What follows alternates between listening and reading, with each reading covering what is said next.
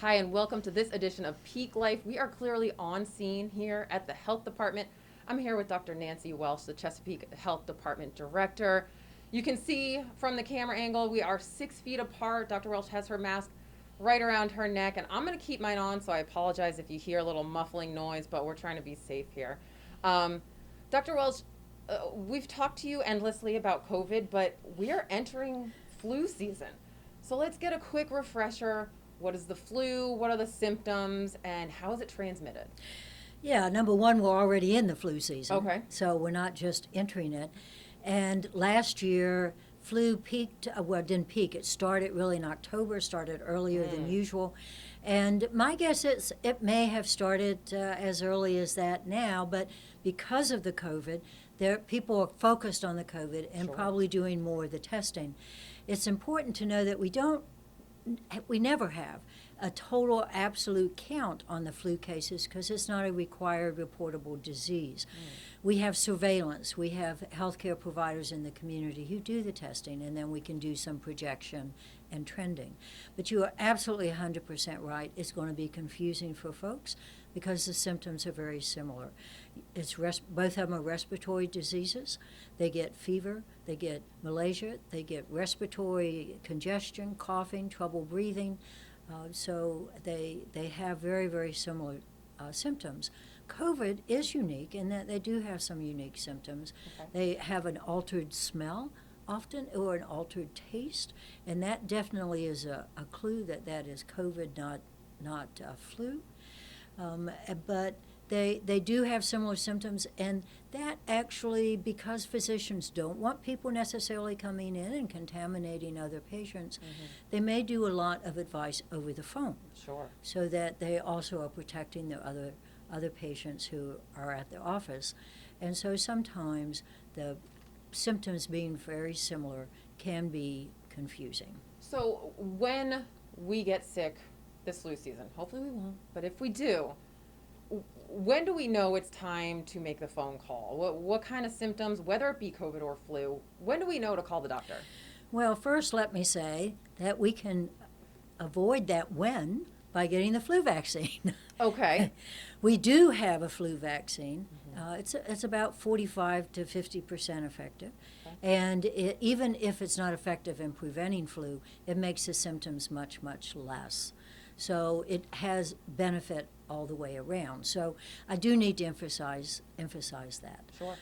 So when do you call the physician? Well, a lot depends on how you are doing, the degree of symptoms. If you're an individual who has some underlying disease, if you're an individual who started out with a few respiratory symptoms, but now you're really breathing hard, you can hardly get up, you're not eating, then you need to call the physician. The important thing with flu is that we do have a treatment that, if given early enough in the diagnosis, can be very helpful at abating the symptoms. We don't have that with COVID, Okay. but we do have that with flu. Is that Z-Pak? Is that what I hear? Or No, there's Tamiflu. And Tamiflu, that's right, okay. Right. And so there is medication that can be given Okay. early. So if you have the symptoms or if you've been exposed to someone with flu, it's good to call your physician. They're going to take most of it by call, or Sure. a lot of them are now doing Yeah. by telecommuting type stuff.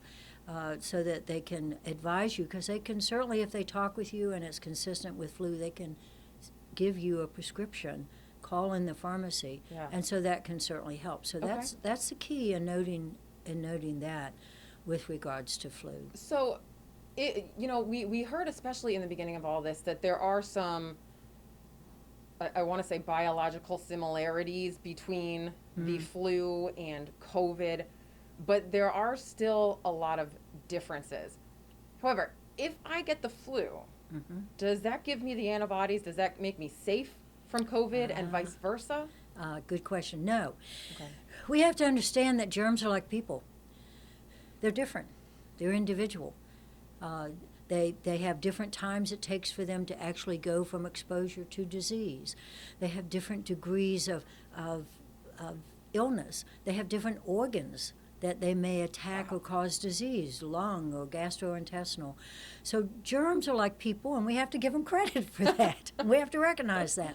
So that's where the epidemiology and infectious disease comes into play, to know your germs, Okay. like knowing your people. So Sure. no, if you have COVID, it's not going to necessarily protect you against flu. Okay. Now, I'll be honest, my hope will be that at some point, I don't think this year by any means, but at some point, just like was done with H1N1, I would love to have the COVID vaccine become a part of the flu vaccine. Okay. Because now when you get the flu vaccine, you also protect against H1N1, A and That's B. great, yeah. So I would love to ultimately have that. But right now, the goal is to simply get the vaccine out. Sure.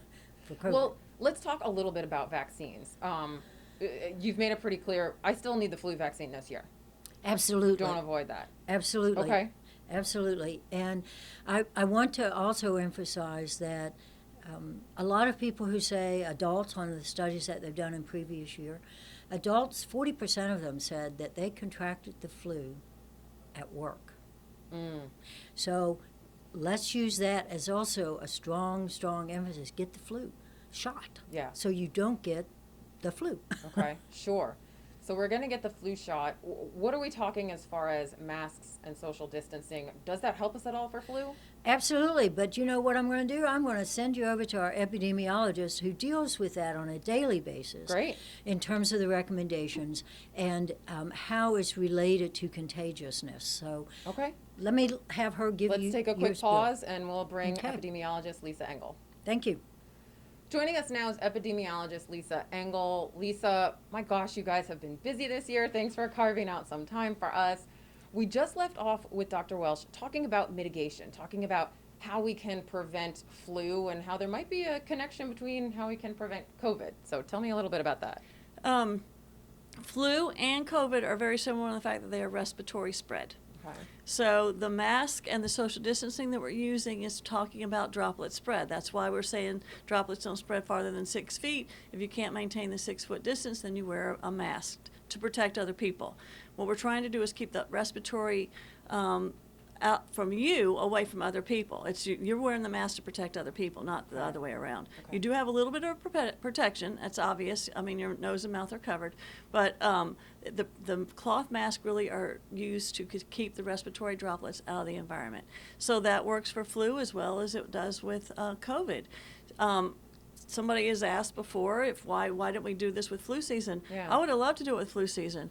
The number one takeaway with the flu season that I hope carries over because of COVID in the future is for people to stay home when they're sick. That's the biggest thing that we're talking about with COVID. Everybody's heard this isolation term, and that means staying home when you're sick. If we got everybody to do that, we would not have as much of any of this in the environment as we do. Interesting. And I think so much with COVID is we call it it's called the novel COVID, right? Because it's so new. Right. So obviously all the attention was on it. I think we're all complacent with flu. Like we kind of think it's not a big deal. So hopefully coming out of this, you're right, that will be something that people are mindful of, that look, the same way that spreads, this spreads. And so staying home is really important. What else can we do in our day-to-day life to avoid both flu and COVID? The main thing is to stay home when you're sick. Okay. Keep your family home when you're sick. If you have to go out for any medication or whatever, make sure you stay away from those people that could potentially get it. Make sure you're staying the 6-foot distance. And the number one thing we preach all the time is wash your hands. Okay? So what's up with surfaces? Can I get it from touching a table if you've touched flu? it and had it? Yes. Okay. The flu and COVID, we don't know how much with COVID. Okay. And I think we don't know how much with COVID because of the mask use, but we don't know that right now. Okay. Anything where your respiratory droplets are getting touched and somebody touches that same surface and then touches their face, mouth, or eyes, you're going to get it into your respiratory system. Okay. Okay, this is the time of year I never touch doorknobs. It's just what who washes the doorknobs? Nobody. Yeah, Okay. yeah. Our staff around here do because they know it's spread, but they don't do it often enough. Think about, and we have I don't know if you noticed, we have all the doors open because we're not wanting anybody to have to touch those doorknobs. But it's common sense things. I mean, they've done studies in restrooms, and it's the faucets that are the dirtiest thing versus the toilet. I mean, they really are. So you have to think about those high touch areas. The high touch areas are where shared keyboards, shared phones, but make sure they're clean and wash your hands. I can't stress washing your hands enough. I was talking to a friend recently about how, do you remember we used to leave the house without antibacterial in our purses? Like, what a dirty, horrible, crazy time it used to be. And now we know, and I don't think we will ever not have that on hand. Lisa, anything else you want to share with people going into flu season? You know, if I get the flu vaccine, will that help a little with COVID, or we don't know?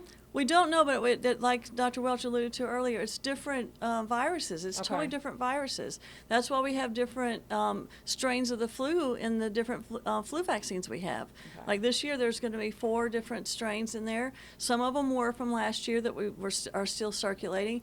So it doesn't make sense that it would protect you. Like Dr. Welch alluded to, hopefully next year we can have a combined vaccine. Yeah. This year we're waiting for the coronavirus vaccine to come out. So hopefully we'll have it soon. We don't have it yet. So you can protect yourself from flu by getting the flu vaccine now. We've already had ours. Pretty much everybody in the health department's already had theirs already. So, and they're free everywhere. Yeah. So vaccines are clutch. We're going to be waiting for the COVID vaccine, and in the meantime, we're not going to stop with the physical distancing, 6 feet apart, wearing masks, and staying home when you're sick. Staying home when we're sick. That I can't even stress that enough.